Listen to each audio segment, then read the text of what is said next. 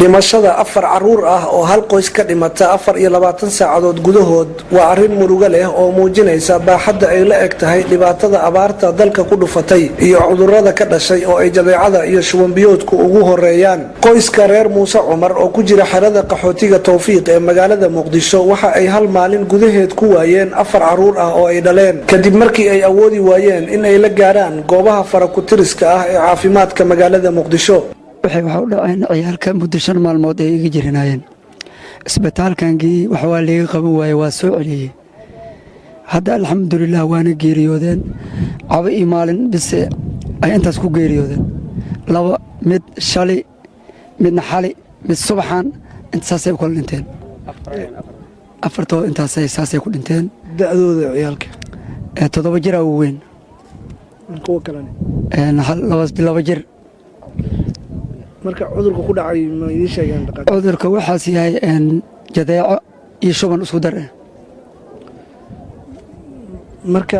jadeecada ku dhacday jadeecada hadii ku dhacdaan dar shubankay qaateen waa gartay marka meeqa caruur leedahay ayaga 6 ay joogtaad afar marka hal maalin ay ku dhinteen caba iyo maalin bis dareenkaaga ka waran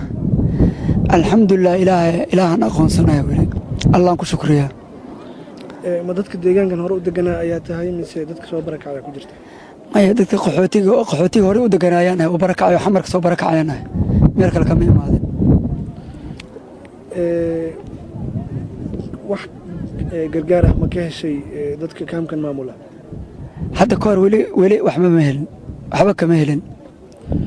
ma la socodsiisay caruurta xanuunkooda muddo intee leeg ayay xanuunsanayeen yaan xasuusiyaa yaan arkaya marka dadna kama arkin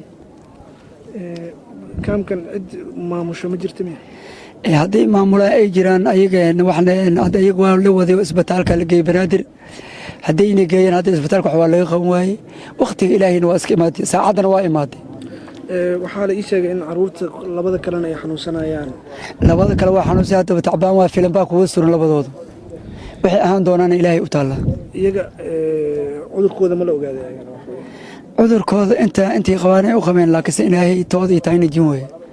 dhibaatada reerkani kuma joogsan dhimashada 4 caruurta ah oo da'doodu u dhaxaysay 7 ilaa 2 jir waxa iyana si aad ah cudurkani ula ildaran canuga kaliya ee reerka u haray iyo canug kale oo ay korsanayaan hooyada caruurtan dhashay oo shoogsaneed xilligii aan booqanaynay ayaa waxa ay aqal cooshado iyo bac ka samaysan kula tacaalaysay labada canug ee xanuunsan maadaama aysan awoodin in ay isbitaalada magaalada geyso sababtuna ay tahay in aysan qoysku bixin karin qarashaadka isbitaalka iyo kan gaadiidka lagu geynayo caruurta warbixin ay hay'adda laanqeyrta cas ee caalamiga ah soo saartay dhowaan ayaa waxaa lagu sheegay in 6 saacadood ee kasta uu canug macluusha iyo cudurrada ka dhasha ugu dhimanayo gudaha dalka musiibo ummadda Soomaaliyeed u soo hooyatay ayaa la dhihi karaa Maxamed Fartuun Zakariya iyo Cabdiwaxid dhammaantood waxa ay dhinteen in ka yar 24 saacadood waxaan dhalay aabbo iyo hooyo oo kaligood caruur ka dhalay marka laga reebo hal wiil oo u haray inna lillahi